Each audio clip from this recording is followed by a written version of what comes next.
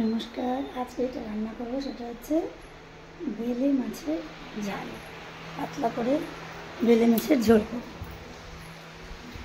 দেখুন,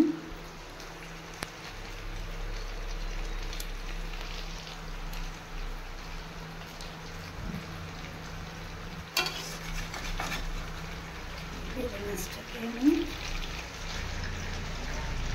আগে ভেজে নিচ্ছি সর্ষের তেলে।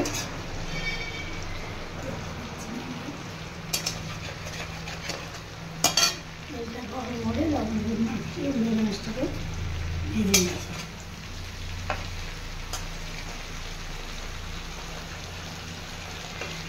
ভেজে উঠিয়ে একটু আলু আর বেগুন কেটে রেখেছি,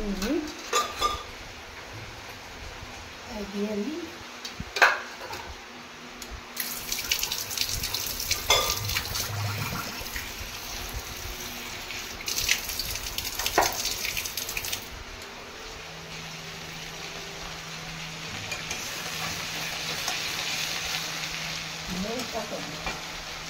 মাছগুলো ভেজে তুলে নিচ্ছি।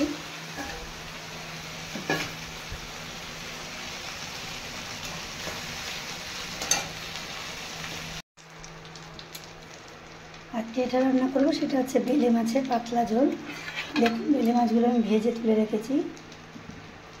যে তেল গরম হচ্ছে, এবার আমি অল্প রাঁধুনি আর কালো জিরে ফোড়ন দেবো।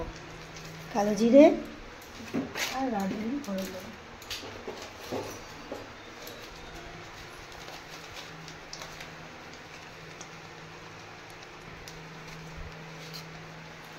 এরপরে আমি আলু আর পটলকে ভালো করে ভেজে নেব।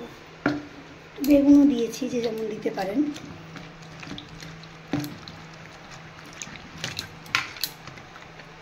ভালো করে ভেজে নেব। ভালো করে হয়ে গেলে আমি জিরে বাটা দই বাটা দেবো। এই গরমকালে পাতলা করে ঝোলটা করে দেবেন, খেতে ভালোই লাগে। আর অসুবিধাও হয় না, শরীরে হজমও হয় খুব তাড়াতাড়ি। গরমের দিনে খাওয়া বেশ ভালো।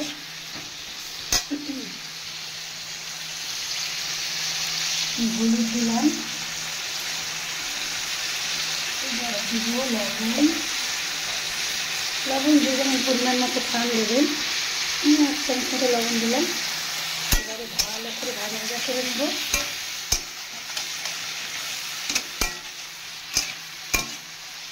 ভাজা ভাজা হয়ে গেলেই অল্প জিরে আর অল্প ধনে দেবো। অল্প জিরে দিয়ে বাটা মশলা ইউজ করা যায় এর মধ্যে। একটু জিরে দিলাম আর অল্প ধনে দিয়ে দেবো। সামান্য ধনে গুঁড়ো দিলাম।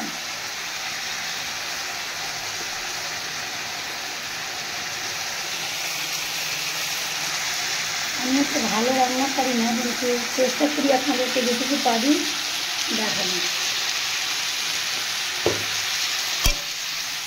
এইভাবে এই রোজ চালানোর মতো করে নিই। এই রান্না আমি করি। এভাবে আমি ধনে আর জিরা দিয়ে ভালো করে মাছটাকে ভাজা ভাজা করে কষে নিলাম মশলাগুলো সবজির সাথে। এরপরে আমি জল দিই। মশলাগুলো ভাজা হয়ে গেল না, এরপরে জল দিলাম।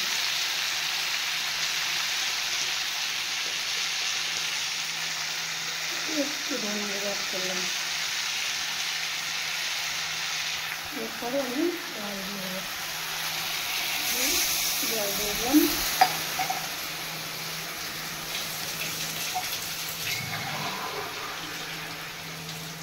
এবার এটা সেদ্ধ হবে, তারপরে নামানোর আগে মাছটা একটু দেবো।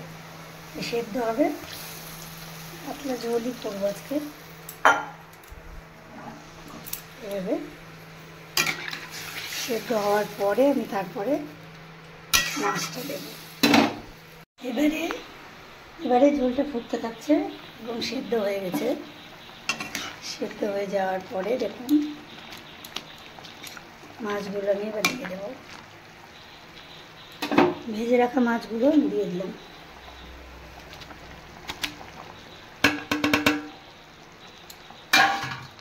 মাছগুলো দিয়ে দেবো।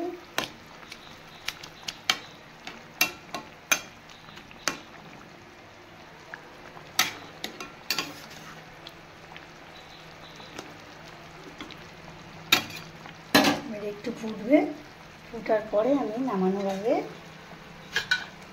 এইভাবে একটু আটা গুলে বা কর্নফ্লাওয়ারও দিতে পারেন, দিয়ে দিলাম। ব্যাস হয়ে গেছে আমার বেলে মাছের পাতলা ঝালও বলতে পারেন, ঝোলও বলতে পারেন। গরম ভাতে খেয়ে দেখবেন খুব সুন্দর। গরমের দিনে এরকম পাতলা পাতলা হালকা খাবার খেলেই তবেই শরীরটা ঠিক থাকবে। বেশি রিচ না খাওয়াই এখন ভালো। এভাবে তৈরি হয়ে গেছে আমার বেলে মাছের ঝোল। আজ এ পর্যন্তই, টাটা, রাখি তাহলে।